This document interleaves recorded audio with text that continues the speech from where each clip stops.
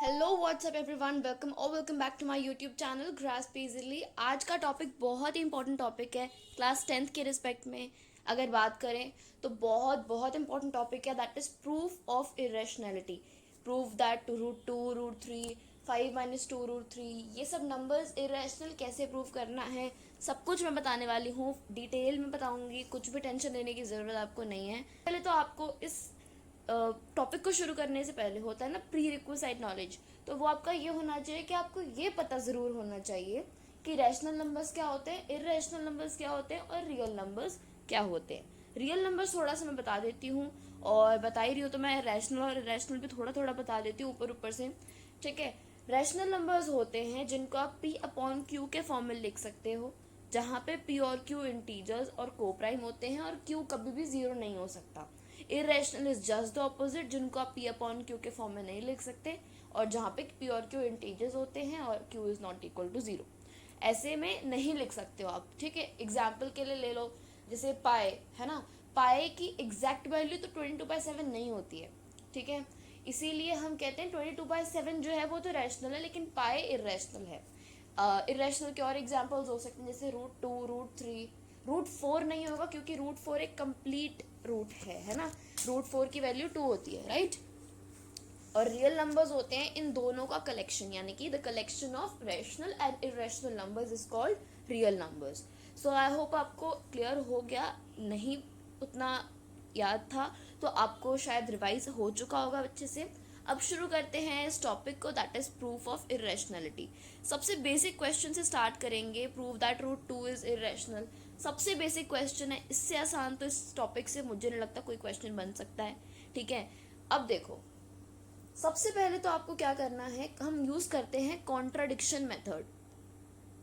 हम यूज करते हैं कॉन्ट्राडिक्शन मेथड, यानी कि हम बेसिकली इसमें करते क्या है, हम कुछ ना कुछ करके ना इसको गलत साबित कर देंगे और फिर कह देंगे कि ये रैशनल नहीं है तो अब इरेशनल है ये, है ना। जैसे मान लो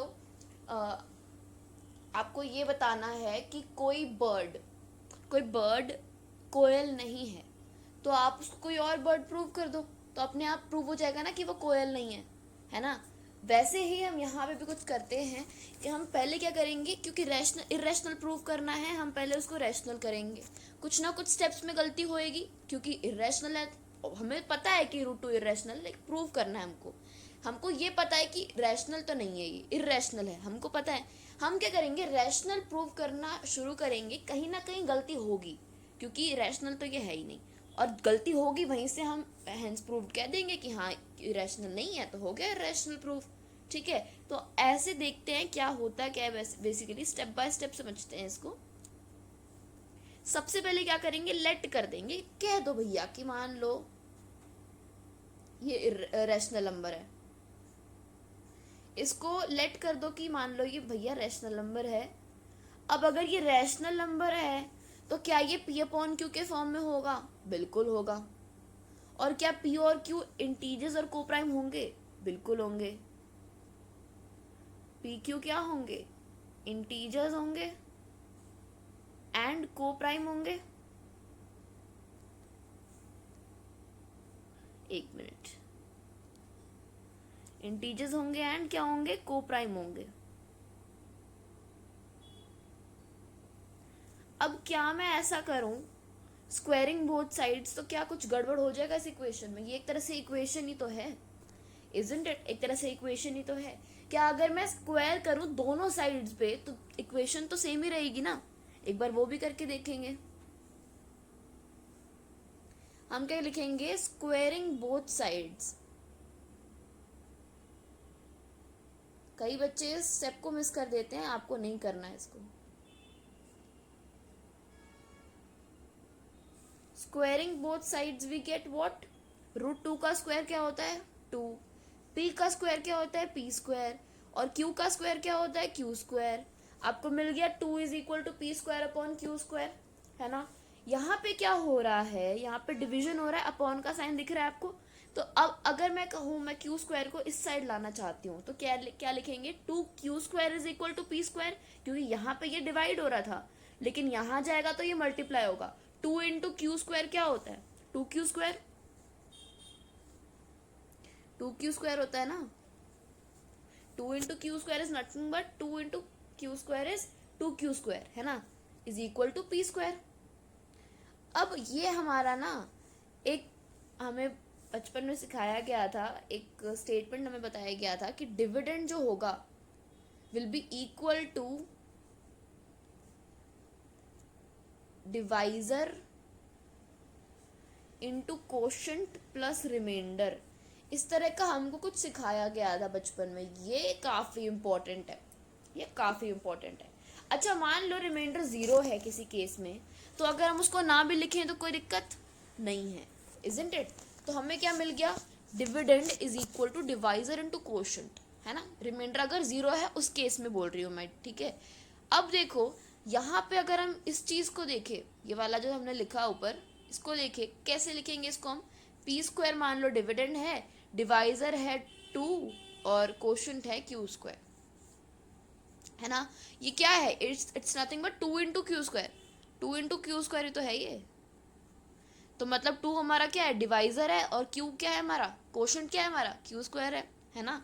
अब देखो यहाँ पे क्या होता है, हर केस में ना डिवाइजर हमेशा डिविडेंड को ही डिवाइड करता है। जैसे एग्जाम्पल और एक डिटेल में समझो तो कह सकते हैं हम, यहाँ पे मैं ये हटा रही हूँ, मैं समझा देती हूँ आपको पहले। डिवाइजर हमेशा डिविडेंड को डिवाइड करता है। अब ये दिक्कत उनको आएगी जिनको ये नहीं पता कि डिवाइजर किसको बोलते हैं और डिविडेंड किसको बोलते हैं। तो थोड़ा समझ लो तुम भी।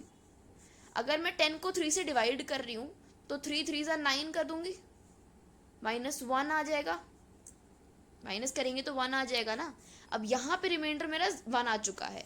अगर मुझे इसको फर्दर आगे और डिवाइड करना है तो मैं क्या करूँगी, डेसिमल लगाऊंगी, है ना। फिर 3 3 9, ये कभी खत्म नहीं होगा, 3.33 करके हमारा कुछ आंसर आएगा। यू नो दिस, है ना, 9th में पढ़ा है हमने ये सब। अब क्या करना है, समझना है भैया कि डिविडेंड क्या होता है, डिवाइजर क्या होता है, कोशेंट क्या होता है, रिमाइंडर क्या होता है। रिमाइंडर किसको नहीं पता, ये रिमाइंडर है। अगर तुम्हें नहीं पता है ना, इन चीज़ों को कहीं नोट कर लो, ठीक है। ये क्या है, हमारा कोशेंट है, कोशेंट, और ये है हमारा डिवाइजर। इस केस में डिवाइजर और कोशेंट सेम आ रहे हैं। यहाँ पे है ये हमारा डिविडेंड, डिविडेंड, ठीक है।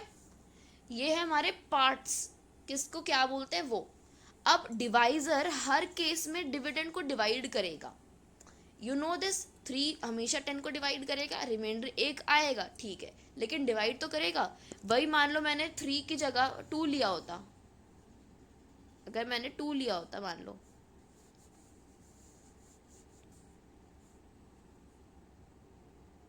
टू लेती तो 2 5 10 होता। इस केस में रिमाइंडर मेरा 0 है, डिवाइजर मेरा 2 है, डिविडेंड 10 है और कोशेंट 5 है, ठीक है। ये भी दोनों डी है इसलिए मेरे को एक लिखना पड़ेगा, ये रिमाइंडर है, ठीक है। अब यहाँ पे आपको ये देखने को मिल रहा है, मैं जो बोलना चाह रही थी, जो समझाना चाह रही थी, वो ये है कि डिवाइजर हमेशा डिविडेंड को डिवाइड करेगा, या तो कंप्लीटली करेगा या तो कंप्लीटली नहीं करेगा। जैसे 10/3 वाले केस में था, है ना। जैसे हमने 3 से डिवाइड किया तो रिमाइंडर हमारा 1 आ रहा था। चाहे कंप्लीटली डिवाइड करे, चाहे डिवाइड करे डेसिमल में आएगा, लेकिन डिवाइड करेगा हमेशा डिवाइजर, है ना। ये मैं कहना चाह रही थी आपको। अब अगर मैं यहाँ पे भी यही कहूँ कि डिवाइजर हमेशा डिविडेंड को डिवाइड करता है, ठीक है, यानी कि डिवाइजर क्या आया था हमारा इस केस में, p² is equal to 2q²। Divisor हमेशा डिविडेंड को डिवाइड करता है, यानी कि 2 किसको डिवाइड कर रहा है, p² को। 2 किसको डिवाइड कर रहा है, p² को। स्क्वायर से कंफ्यूज मत हो, कॉन्सेप्ट समझो बस, समझ में आया। 2 डिवाइड कर रहा है p² को, ये लिख ले हम। अब आपको ये समझ में आ चुका होगा क्या बेसिकली हमारा क्या स्टेप क्या है बेसिकली। अब समझो कॉन्सेप्ट को, okay. 2q² is equal to p², isn't it, यही हमने समझा अभी। अब मैं ये कह सकती हूँ कि 2 डिवाइड्स p², क्योंकि हमने अभी इतना कुछ समझा उसके बारे में। एक ना अपनी थ्योरम आती है कि अगर कोई भी प्राइम नंबर p² को डिवाइड करेगा तो वो p को भी डिवाइड करेगा। क्या 2 प्राइम है, बिल्कुल है। 2 प्राइम क्यों नहीं है, 2 के फैक्टर्स क्या है, 2 और वो खुद, है ना। तो प्राइम नंबर है, एग्जैक्टली 2 फैक्टर्स हैं तो 2 प्राइम नंबर है।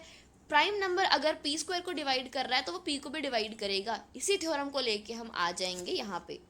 देयरफॉर वी कैन राइट, ये थोड़ा मैं ऐसे लिख देती हूँ अच्छे से। देयरफॉर ये लिखना बिल्कुल मत भूलना, 2 डिवाइड्स पी। अब मेरे पास ना पी की कोई वैल्यू तो है नहीं, है ना, तो मैं बताओ कोई वैल्यू है तो कोई नहीं है हमारे पास। तो हम क्या करेंगे, लेट कर देंगे, क्योंकि सिर्फ 2 डिवाइड्स पी से हमारा कुछ काम चलने नहीं वाला। तो लेट कर देते हैं भैया कि पी की वैल्यू ना कुछ लेट कर देते हैं। चलो, let p is equal to 2c मान लो। और अब पता कैसे चलेगा वैल्यू कितनी डालनी है? अच्छा, मैं ये बताती हूँ पहले कि मैंने ए बी क्यों नहीं लिखा। जैसे 2a भी तो लिख सकते थे, 2b भी तो लिख सकते थे, 2c ही क्यों लिखा? क्योंकि कई स्टूडेंट्स क्या करते हैं, कई स्टूडेंट्स ये करते हैं कि रैशनल नंबर जब लिखना होता है तो वो बच्चे क्या कर देते हैं, √2 is equal to a upon b. हालांकि वो भी सही है, लेकिन इसीलिए इस स्टेप में कई वही बच्चे गलती कर देते हैं, इसीलिए मैंने यहाँ पे 2c लिखा हुआ है। इससे कंफ्यूज मत होना, कई बच्चे a अपॉन बी लिख देते हैं p अपॉन q की जगह, ठीक है, रैशनल नंबर लिखते टाइम।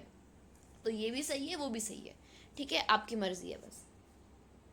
ओके, तो p की वैल्यू हमने 2c ले ली। अब पता कैसे चलेगा कितनी वैल्यू डालनी है? जितना तुमको, अगर तुम्हें √2 प्रूव करना है तो वैल्यू 2 आएगी, √3 प्रूव करना है तो p is equal to 3c आएगा, √4 करना है तो कोई ज़रूरत ही नहीं है करने की, 2 आएगी उसकी वैल्यू, √5 करना है तो p is equal to 5c आएगा, ठीक है।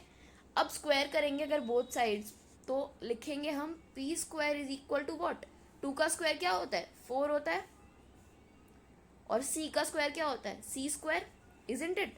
तो p square is equal to 4c square. p square मेरे को पहले ही मिल चुका है, p स्क्वायर की वैल्यू मेरे पास ऊपर में है, क्या है, 2q स्क्वायर है मेरे पास, है ना। तो मैं यहाँ पे लिख सकती हूँ 2q square is equal to 4c square. Concept समझो बस।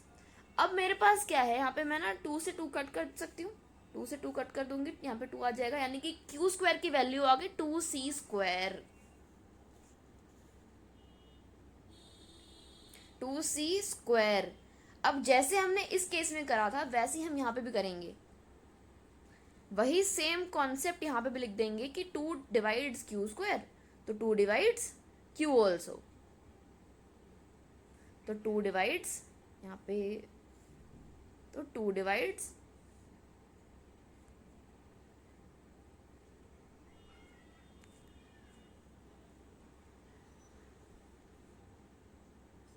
q। अब मेरे पास 2 स्टेटमेंट है, मेरे पास क्या है, 2 स्टेटमेंट्स हैं। पहला कि 2 p को डिवाइड कर रहा है और 2 q को भी डिवाइड कर रहा है। अब अगर p और q दोनों को ये डिवाइड कर रहा है, इसका मतलब ये को प्राइम तो नहीं है। डिवाइड कर रहा है मतलब इनका फैक्टर है। अच्छा मुझे बताओ, 2 अगर 10 को डिवाइड कर रहा है तो मैं कह सकती हूँ ना कि 2 10 का फैक्टर है, इजंट इट? अगर मैं कह रही हूँ 3 27 को डिवाइड कर रहा है, 3 9 से 27 होता है, 3 27 को डिवाइड कर रहा है, तो क्या मैं ये कह सकती हूँ 27 का एक फैक्टर 3 भी है? बिल्कुल कह सकती हूँ, इजंट इट? तो अगर मैं कह रही हूँ p और q दोनों को 2 डिवाइड कर पा रहा है, यानी कि दोनों का फैक्टर 2 है। इतना समझ में आया?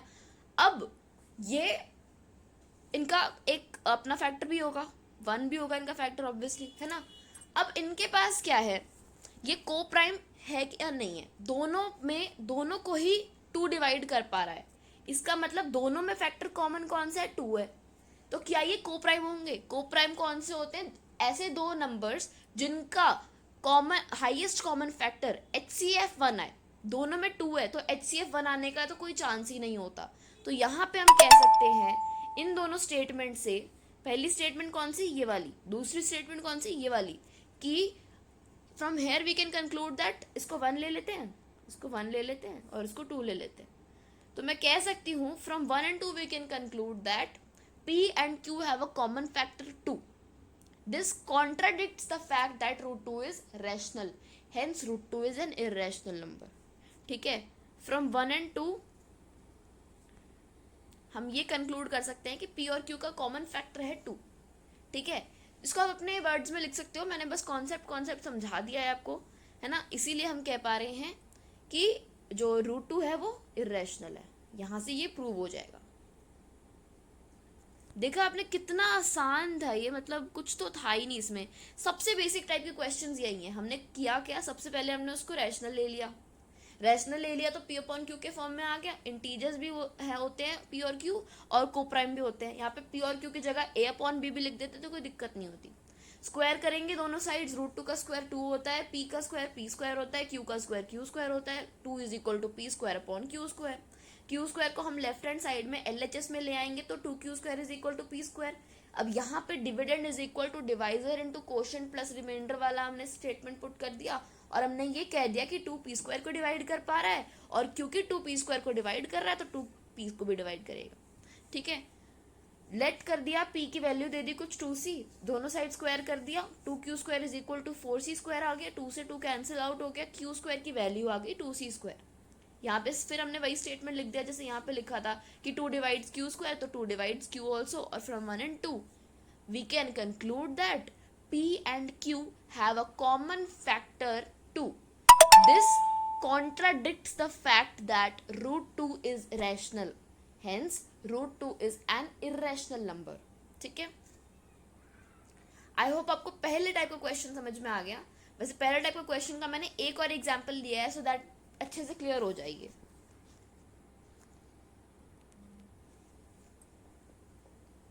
ओके, नेक्स्ट क्वेश्चन देखते हैं। रूट 13 को आपको इरेशनल प्रूव करना है। आई एम श्योर कि आपको इस वाले एग्जाम्पल से सब कुछ क्लियर हो गया होगा, लेकिन अब इसमें दिक्कत क्या है? ठीक है, आपको ऊपर वाले से सब कुछ क्लियर हो चुका होगा, so I want you people to do this as your homework. ये क्वेश्चन आप करेंगे, कहीं भी आपको दिक्कत आती है तो मुझसे पूछ लेना, ठीक है। और हमारा जो टेलीग्राम का ग्रुप है वहाँ पे आप मुझे अपने answers, that is solution basically, वो आप मुझे सेंड करेंगे, वहाँ पे मैं आपको बताऊंगी सही है या गलत है, ठीक है, क्योंकि मैंने इस टाइप का क्वेश्चन आपको बता दिया है। आई होप आपको यहाँ पे सब कुछ समझ में आ गया होगा। यहाँ पे जो स्टेटमेंट लिखनी होती है ना, ये मैंने आपको 2-3 बार बता दी है, एक बार फिर से बता देती हूँ, आप लिख लो, ठीक है, इन चीज़ों को नोट करते जाना। From 1 and 2 we can conclude that, हम ये बोल सकते हैं, कंक्लूड कर सकते हैं, कंक्लूजन मिल गया है कि पी और क्यू का कॉमन फैक्टर है 2, इसीलिए जो रूट 2 है वो एक इरेशनल नंबर है। This contradicts the fact that root 2 is rational. Root 2 is rational इस चीज को कॉन्ट्राडिक्ट कर रही है, गलत साबित हो गई ये बात। हम पहले रूट 2 को रैशनल लेके कर रहे थे तो चीजें गलत हो रही हैं, हमने इसीलिए कह दिया कि ये इरेशनल है। क्लियर? रूट 13 का आपको खुद करना है। आगे बढ़ते हैं नेक्स्ट टाइप ऑफ क्वेश्चन पे, that is root 2 plus root 3, root 3 plus root 5, root 5 plus root 7, इस तरह के क्वेश्चंस भी आपके पास आ सकते हैं। एक समझ लो तो फिर बाकी आप खुद बना लोगे। करना क्या है, बहुत ही सिंपल है। आइडेंटिटी तुमको मालूम होनी चाहिए। क्या होती है आइडेंटिटी? a प्लस बी का होल स्क्वायर और a माइनस बी का होल स्क्वायर। इससे ज़्यादा तो कुछ इसमें आएगा नहीं आपका, ठीक है। तो a प्लस बी का होल स्क्वायर तो किसको नहीं पता, a square plus 2ab plus b square, right. वही a माइनस बी का होल स्क्वायर क्या होता है, a square minus 2ab plus b square. ये दो आइडेंटिटीज तुम्हारी इन टाइप के क्वेश्चंस में लगेंगी, ठीक है। सुन लो अब ध्यान से इस क्वेश्चन को। अब है क्या, रूट 2 प्लस रूट 3 को इरेशनल प्रूव करना है। पहले लेट कर देंगे कि रूट 2 प्लस रूट 3 क्या है, रैशनल है, ठीक है। तो it must be of the form p upon Q, जहां पे p और q क्या होंगे, इंटीजर्स होंगे और कोप्राइम होंगे, ये चीज लिख लेना। अब यहाँ पे क्या करेंगे, स्क्वायर करेंगे बोथ साइड्स। क्या मिल गया अपने को, रूट 2 प्लस रूट 3, अलग अलग नहीं करना है तुमको, ठीक है। यानी कि रूट 2 का स्क्वायर 2 और 3 का स्क्वायर, रूट 3 का स्क्वायर 3, अब कर दिया p अपॉन क्यू, गलत हो जाएगा ये बिल्कुल। स्क्वायरिंग आपको तुमको ना अलग अलग नहीं करना है, पूरा का पूरा होल स्क्वायर लेना है तुमको। रूट 2 प्लस रूट 3 का होल स्क्वायर लेना है तुमको, क्लियर। और p का स्क्वायर क्या होता है, p का स्क्वायर क्या होता है, p स्क्वायर, और q का स्क्वायर क्या होता है, q स्क्वायर। इतना समझ में आया? अब यहाँ पे तुम्हारी a प्लस बी का होल स्क्वायर वाली आइडेंटिटी लग गई। यहाँ पे a प्लस बी का होल स्क्वायर वाली आइडेंटिटी लग गई। क्या होती है, a स्क्वायर यानी कि इसका स्क्वायर, ये a है, a का स्क्वायर क्या होगा, रूट 2 का square, plus b square plus 2ab। मैं इस तरह से भी लिख सकती हूँ, isn't it, is equal to p square upon q square. पहले समझ लो क्या है। अब यहाँ पे ये चीज़ हमारी क्लियर हो चुकी है, इजंट इट? अब समझो क्या है कॉन्सेप्ट। अब यहाँ पे क्या है कि ये आ जाएगा अपना क्या,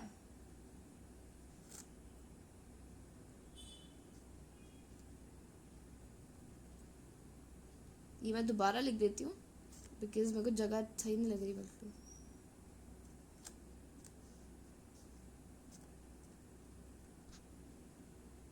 ओके, नेक्स्ट टाइप का क्वेश्चन देखते हैं। नेक्स्ट टाइप के क्वेश्चन में बहुत ही आसान है ये वाला भी। इसमें बस आइडेंटिटी आएगी a+b का होल स्क्वायर, और दूसरे मतलब ऐसे ही टाइप के क्वेश्चंस में a-b का होल स्क्वायर, इससे ज़्यादा तो कुछ आएगा नहीं। ठीक है, तो इतना तुमको तो पता होगा ही, 9th क्लास में पढ़ा है और इससे पहले ही पढ़ा हुआ है। ओके, √2 + √3 को इरेशनल प्रूव करना है, कैसे करेंगे? तो लेट कर देंगे सबसे पहले, तो let √2 + √3 be a rational number. तो कौन सी फॉर्म में होगा? p/q के फॉर्म में लिख सकते हो। p और q क्या है? इंटीजर्स है और को प्राइम है, यहाँ पे लिख देना। स्क्वायरिंग बोथ साइड्स, स्क्वायर करोगे दोनों साइड्स, थोड़ा आसान हो जाएगा, है ना। क्या आएगा? √2 + √3 का होल स्क्वायर। यहीं भी बच्चे गलती करते हैं, पता बच्चे करते हैं √2 का स्क्वायर अलग से लिख देते हैं 2, और √3 का स्क्वायर अलग से लिख देते हैं 3, 2 + 3 5 कर देते हैं, वो गलत हो जाता है। और यहाँ पे p²/q², हमने पहले क्वेश्चन में भी किया हुआ ऐसा।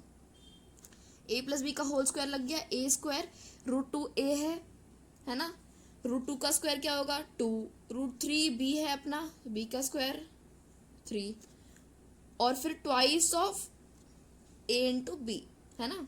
a+b का होल स्क्वायर क्या होता है? a² + b² + 2ab, a² आ गया 2, b² आ गया 3 + 2ab, इस तरह से लिख सकते हैं हम, है ना, = p²/q²। अब क्या आएगा? 2 + 3 5 + 2, और यहाँ पे 2 × 3 6 = p²/q²। अब कौन सी गलतियां होती हैं जो बच्चे करते हैं, आपको नहीं करनी है, वो ये है कि बच्चे करते हैं 2 + 3 5 + 2 7, और यहाँ पे √6 7 √6, गलत हो जाएगा बिल्कुल, ये नहीं करना है आपको। क्लियर? अब करना क्या है यहाँ पे, क्योंकि कुछ साइन नहीं है, मतलब तुम्हें पता है कि पॉजिटिव है, इजंट इट? यहाँ पे आएगा तो क्या हो जाएगा? नेगेटिव हो जाएगा। कैसे लिखेंगे? ऐसे लिखेंगे 2 √6, तो एज इट इज रह गया यहाँ पे ये वाला 2 √6। 5 को अगर हम इस साइड ले आए, ट्रांसपोज कर दे, p²/q² -5 हो जाएगा। एलसीएम लेंगे, 2 √6 = p² -5q², जो नीचे है वो एलसीएम में आ जाएगा, ठीक है, अपॉन q²। यहाँ तक बात नहीं बनी, क्योंकि 2 √6 की हमें वैल्यू नहीं पता, इसकी वैल्यू नहीं पता अपने को, तो हम यहाँ पे कुछ कंक्लूड ही नहीं कर सकते कि भैया ये है ये है। तो हमको क्या करना है? हमको क्या करना है? 2 को हम इस साइड ले आएंगे, क्या? क्योंकि ये मल्टीप्लाई हो रहा है, इधर आके डिवाइड होगा, और डिवीजन पहले से ही हो रखा है, तो हम यहीं पे लिख देंगे 2। कहाँ लिखेंगे? देखो, समझो चीज़ों को। √6 यहीं पे रह गया, 2 को हम इस साइड लेकर आएंगे, p² -5q² अपॉन 2q²। यहाँ पे मल्टीप्लाई हो रहा था 2 √6 के साथ, यहाँ पे आके डिवाइड होने लग जाएगा। अब स्टेटमेंट क्या लिखनी है? स्टेटमेंट ये लिखनी है कि, स्टेटमेंट समझो क्या है, ठीक है। हेयर, यहाँ पे द अबव इक्वेशन, ऊपर वाली इक्वेशन, ये इक्वेशन ही तो है, इज नॉट पॉसिबल। क्यों पॉसिबल नहीं है? क्योंकि यहाँ पे क्या है? √6 क्या है? एक इरेशनल नंबर है, और ये क्या है? p/q के फॉर्म में है। अब तुम बोलोगे p और q, तो p² और q² की फॉर्म में। अबे यहाँ पे तुम्हारा रैशनल नंबर तो दिख रहा है ना तुमको, ऊपर न्यूमरेटर भी है, डिनोमिनेटर भी है, तो ये रैशनल नंबर तो है ना। ये पॉसिबल इसलिए नहीं है क्योंकि यहाँ पे इरेशनल है और यहाँ पे रैशनल है, इसीलिए ये इक्वेशन पॉसिबल नहीं है। तो लिखोगे, here the above equation is not possible as an irrational number, as an irrational number. थोड़ा तुम देख लेना हैंड राइटिंग का। Number can not be equal to a rational number. इसीलिए हमारा √2 प्लस √3 इरेशनल है। Hence √2 plus √3 is an irrational number. I hope आपको ये समझ में आ गया कि ये इरेशनल नंबर क्यों है, √2 प्लस √3, है ना। ये आपका बहुत इंपॉर्टेंट स्टेटमेंट है। और यहाँ पे जो मैंने ग्रीन से लिखा है ये तो उससे भी ज़्यादा इंपॉर्टेंट स्टेटमेंट है, ये तो तुम्हें लिखना ही पड़ेगा। अगर आप यहाँ पे छोड़ देंगे इस वाले स्टेप पे अगर आपने छोड़ दिया क्वेश्चन को कि अब तो छोड़ो, अब तो आ ही गया सब कुछ, जिसको समझ में आ जाएगा टीचर है, लेकिन गलती क्यों होती है? क्योंकि बच्चों का कॉन्सेप्ट पता होना चाहिए ना कि आपको ये समझ में आ चुका है। तो आप ये स्टेटमेंट जो ग्रीन से लिखी हुई है बिल्कुल लिख लेंगे, है ना। और मैं ये होप कर ही रही हूँ कि आप साथ साथ एक नोटबुक और पेन लेकर बैठे हुए हो, ऐसा नहीं कि बस मूवी की तरह सुन रहे हो बातों को। ओके, अब नेक्स्ट टाइप का क्वेश्चन देखते हैं, दैट इज 1/√3। ये एक इंपॉर्टेंट क्वेश्चन है, एनसीईआरटी में 1/√2 है, हम प्रैक्टिस कर रहे हैं 1/√3। ठीक है, ये करेंगे हम अभी। ठीक है, ये तो सबसे आसान है, सबसे आसान है। करना क्या है, लेट कर देंगे 1/√3 बी अ रैशनल नंबर। ठीक है, P/Q के फॉर्म में लिख सकते हो। देखो मैं हर बार वही चीज़ नहीं लिख रही हूँ, let it be a rational number, क्योंकि मैंने 1-2 बार बता दिया है करके, है ना। तो बाकी आप आई एक्सपेक्ट कि आप खुद से करो। अब इसको हम लिख सकते हैं P/Q के फॉर्म में, है ना। अगर देखो क्रॉस मल्टीप्लाइंग अगर आपको पता हो क्रॉस मल्टीप्लाई कैसे करते हैं, तो ये वाला इसके साथ मल्टीप्लाई हो जाता है और ये वाला इसके साथ मल्टीप्लाई होता है। ठीक है, तो √3 इंटू पी क्या होगा, √3p, और q इंटू 1q। इतना समझ में आया। क्रॉस मल्टीप्लाइंग बोथ साइड्स, ये लिख दोगे यहाँ पे इस स्टेप में, cross multiplying both sides we get √3p is equal to q²। इतना लिखना है। इसके बाद क्या करेंगे, इसके बाद √3 इज इक्वल टू p को इस साइड ले आएंगे, q/p कर देंगे। क्यों किया हमने, क्योंकि हमको ये वाला 1 मेरे को पसंद नहीं आ रहा था। मेरे को क्या, किसी को भी पसंद नहीं आ रहा। अगर तुमको सिंपली बोल दिया जाता √3 को इरेशनल प्रूव करो तो बहुत ही आसानी से कर देते। 1/√3 में दिक्कत क्यों होती है, या 1/√2 में भी दिक्कत होती है कई स्टूडेंट्स को, क्योंकि ऊपर 1 है उससे दिक्कत हो रही है। तो उसको हटाने के लिए हमने क्या कर दिया, cross multiplying both sides, √3p is equal to q, p को नीचे साइड ले आए, मतलब डिविजन करा दिया, क्योंकि यहाँ पे ये मल्टीप्लाई हो रहा था, √3 इज इक्वल टू q/p। अब यहाँ पे तुमको वही स्टेटमेंट लिखनी जो यहाँ लिखी थी, here the above equation is not possible as an irrational number cannot be equal to a rational number। पर ये वाला तुम्हें दोबारा नहीं लिखना, तुम्हें लिखना है hence 1/√3 is an irrational number। ठीक है, तो इस क्वेश्चन में ये था। मैं एक बार लिख देती हूँ वो स्टेटमेंट दोबारा। here the above equation is not possible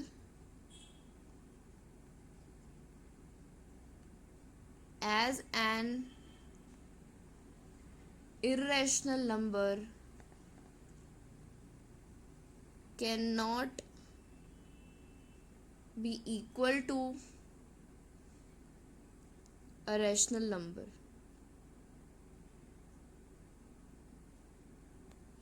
Hence 1/√3 is irrational। बहुत ही गंदी हैंडराइटिंग है ये, आई एम सो सॉरी मेरे से, मतलब क्योंकि मैं हाथ से लिख रही हूँ और मेरे को लिखा ही नहीं जा रहा फ़ोन में आज।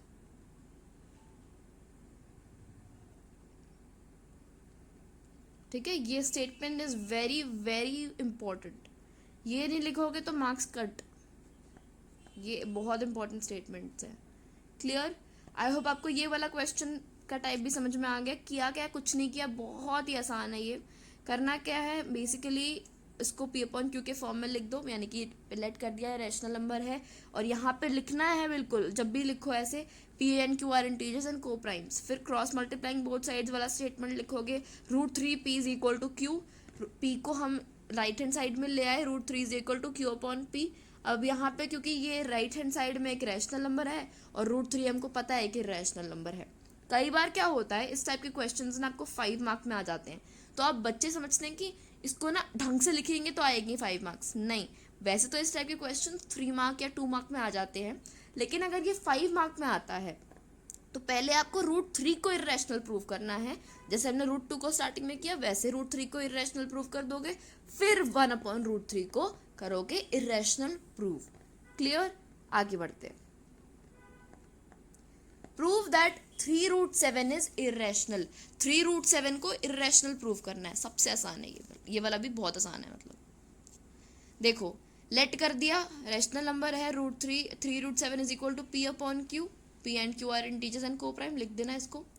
√7 इज इक्वल टू, यहाँ पे ये मल्टीप्लाई हो रहा है √7 के साथ, P/3Q। वही स्टेटमेंट रिपीट होएगी, कौन सी वाली? ये क्या है? इरेशनल है। ये क्या है? रैशनल है, क्योंकि तुम इसको P/Q के फॉर्म में लिख पा रहे हो। ठीक है, समझ में आ रहा है? रैशनल नंबर है, फ्रैक्शन के फॉर्म में लिख पा रहे हो ना, सारे फ्रैक्शन रैशनल नंबर होते ही हैं, वैसे समझो इसको। तो वहाँ यहाँ पे भी यही स्टेटमेंट लिखने कि here the above equation is not possible because an irrational number can not be equal to a rational number. Clear? ये वाला क्वेश्चन देखो एक बार। 2 + √5 को इरेशनल प्रूव करना है, कैसे करोगे? पहले तो इसको रैशनल ले लिया, यानी कि 2 + √5 इज इक्वल टू P/Q। ठीक है, √5 इज इक्वल टू P/Q -2, नहीं रूट नहीं, मतलब ऐसे -2। बच्चे गलती क्यों करते हैं? क्योंकि 3√7 और 2 + √7 अलग अलग चीज़ है। क्या बोला मैंने? 3√7 और 3 + √7 अलग बात है। क्लियर है? ये अगर राइट हैंड साइड में जाएगा तो माइनस हो जाएगा, लेकिन ये अगर राइट हैंड साइड में जाएगा, क्योंकि ये मल्टीप्लाई हो रहा है, तो राइट हैंड साइड में जाके डिवाइड हो जाएगा। ठीक है, ये कॉन्सेप्ट से पहले समझे हुए हैं आपने, मैं तो बस थोड़ा सा एक्सप्लेन कर रही हूँ और डिटेल में। अब यहाँ पे एलसीएम ले लोगे, √5 is equal to what? P - 2Q/Q। ये जगह नहीं थी इसलिए मैंने ऐसे लिखा है। एलसीएम लेना काफ़ी आसान है, यही वाला नंबर इसके साथ चिपका दो, बस खत्म बात। नीचे जो है बस उसको चिपका दो। Q² होता तो P² - 2Q² is equal to minus, अगर नीचे Q² होता और ऊपर P² होता तो कैसे लिखते हैं? P² - 2Q²/Q²। बस इस वाले नंबर को इसके साथ चिपका देना है और कुछ नहीं। अब यहाँ पे भी वही चीज़ लिखनी है। यहाँ पे क्या है? P - 2Q/Q, और यहाँ क्या है? √5। √5 क्या है? इरेशनल है, और ये क्या है? रैशनल के फॉर्म में लिख पा रहे हो। यहाँ पे भी वही लिखना है, here the above equation is not possible as an irrational number can not be equal to a rational number, hence this number is an irrational number, hence 2 + √5 is irrational. बहुत ही आसान था। 2 - 3√5, ये थोड़ा इंपॉर्टेंट क्वेश्चन है, देख लो इसको भी। 2 - 3√5 को इरेशनल प्रूव करना है, आसान तो ये भी है, इंपॉर्टेंट भी है। ठीक है, लेट कर दिया, this be a rational number, then it must be of the form P/Q। 2 - 3√5 is equal to P/Q. P and Q are integers and co-prime. ठीक है, -3√5 is equals to P/Q -2। ये वाला साइड इस साइड गया है ना, ये चीज़ इस साइड आई, समझ में आ रहा है ये? और माइनस का माइनस ही रह गया, माइनस में कोई चेंज नहीं होगा। ठीक है, अब समझो आगे क्या है।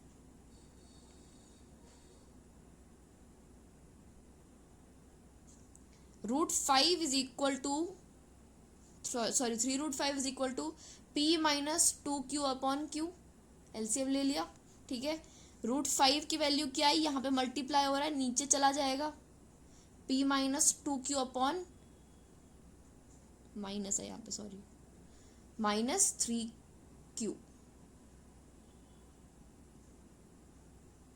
ठीक है, -3 को पूरा का पूरा इस साइड ले आएंगे, -3 + 3 नहीं हो जाएगा, क्योंकि यहाँ पे ये पूरा का पूरा मल्टीप्लाई हो रहा है। क्लियर है? अब देखो, अब यहाँ पे वही चीज़ लिखनी है, मतलब वही वो स्टेटमेंट तो तुम्हारा पीछे नहीं छोड़ेगी कभी। ये इरेशनल है और ये रैशनल है। Here the above equation is not possible as an irrational number can not be equal to a rational number. ये वाला क्या है? ये क्या है? रैशनल नंबर है। ये क्या है? इरेशनल नंबर है। इक्वल हो सकता है? नहीं हो सकता। वही चीज़ लिख दो, खत्म बात। वही चीज़ यहाँ पे तुम चिपका दो। ठीक है, हर तरह के क्वेश्चन हमने डिस्कस कर लिए हैं। कोई भी डाउट हो कमेंट सेक्शन में ज़रूर पूछना। Thank you so much for watching this video.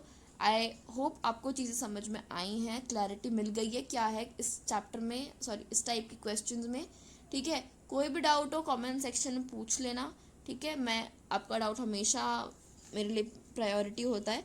ठीक है, आगे हम और तरह के क्वेश्चंस भी करेंगे, एग्जाम्पलर के क्वेश्चंस वाले वीडियोस भी जल्द आएंगे, तो उसके लिए टेंशन बिल्कुल भी मत लेना, वीडियोस देखते रहना। Thank you so much for watching, please subscribe to our channel.